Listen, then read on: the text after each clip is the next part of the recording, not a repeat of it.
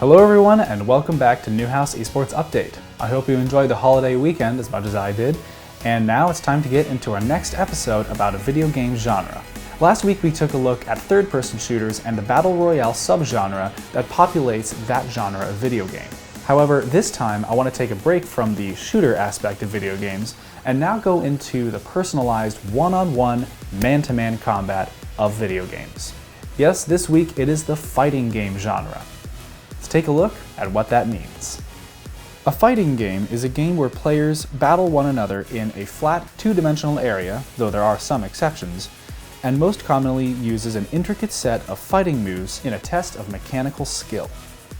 A lot of these games are based on martial arts combat and single-hand fist fighting, so the gameplay can be pretty easy to understand on a surface level, but is much more complex underneath the surface. The genre started in the 80s with Punch-Out! And Heavyweight Champ, two major games that came out in the arcade scene.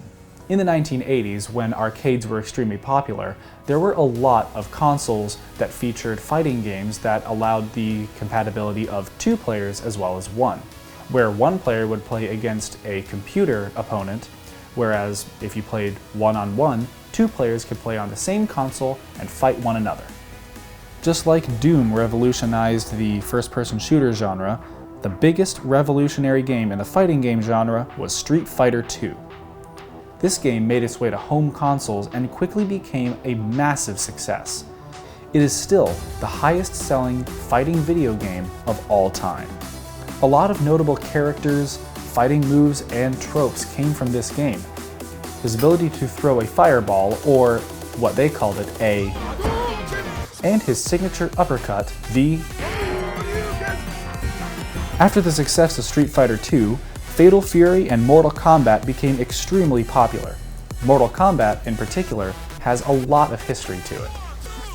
Mortal Kombat is most well known for its fatalities, or extremely gruesome and graphic finishing moves that players could give their opponents if they beat them in a match. The violent nature of this video game eventually led to the creation of the Electronic Software Rating Board, or ESRB. The ESRB evaluates the video game and its content and assigns it a letter rating, very similar to a movie rating. Just like movies have G, PG, PG-13, and R, video game ratings are E for everyone, E10 and up for everyone 10 and older, T for teen, and M for mature, everyone 17 and older. A big staple in fighting games that's become extremely popular is the mixing of various characters from iconic franchises. The first game to do this was Super Smash Bros. For the Nintendo 64, where various Nintendo mascots such as Link, Samus, Mario, Pikachu, and so many more, using the iconic moves that they were given in each of their respective games. Later on, series like Injustice, Soul Calibur, and Marvel vs. Capcom allowed iconic video game characters to spar against pop culture heroes such as Captain America, Batman, Superman, and tons of others. To see what one of these examples of a fighting game might look like, let's instead go to the Nintendo Switch with Super Smash Bros. Ultimate.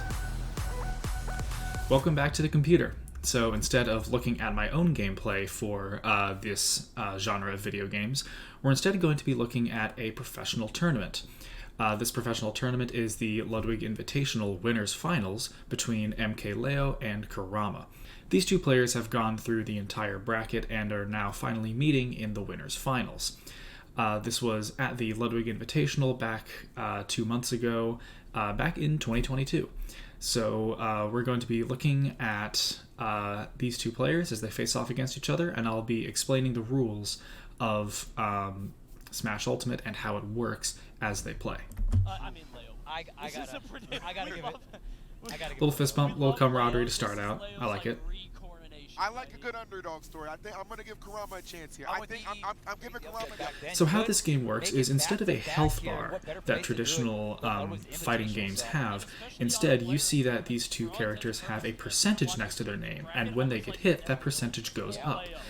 As the percentage increases, the distance that they are knocked back by moves or other pieces or other combat elements increases. So as we can see, Kurama is currently at 154%, so just a simple hit from MKLeo there knocked him across the entire stage. The objective is to knock your opponent off the stage as far as possible and try to knock them completely off. Both of them took big hits there, and pretty much any big hit will take them out here. So let's see what they can do. My mistake, this is Byleth, not Corin. Mario has just to weave in and out, and also getting the KOs just like that with the back air. Kurama's up an entire stock game 1 versus Leo here in Winners Finals. This is absolutely nutty. Obviously, we know how quickly momentum can swing. Takes a big swing right there with the dare. You got jumpy there, huh? Yeah. Got a little nervous. Got a little nervous. It's crazy, man. Oh, this is take care of business off stage has been thwarted. It's really small technical things like quickly falling to the ground, parrying attacks as you see there, dodging in place, rolling, and being able to recover and grab those ledges quick. But the thing is, Kurama has one more stock or life than MKLeo, so he's going to have to really climb a big upward as long as hill. you're at 2 stocks, Leo can't clutch out essentially, right? When you and closing it out. There it is. There it is. The first game goes to Kurama. Great play from him, really showing that he is not here to mess around, but he's here to win. MKLeo is known to be one of the best players in the world, if not the best, so being able to take a win off of MKLeo is a pretty good feat. So that is an example of gameplay for Super Smash Bros. Ultimate. It's a very fun and dynamic game, and it's one that you can often see at like parties or gatherings, or can play on your own or even online. So that's an example of fighting game gameplay, and let's go wrap it up. Back with me.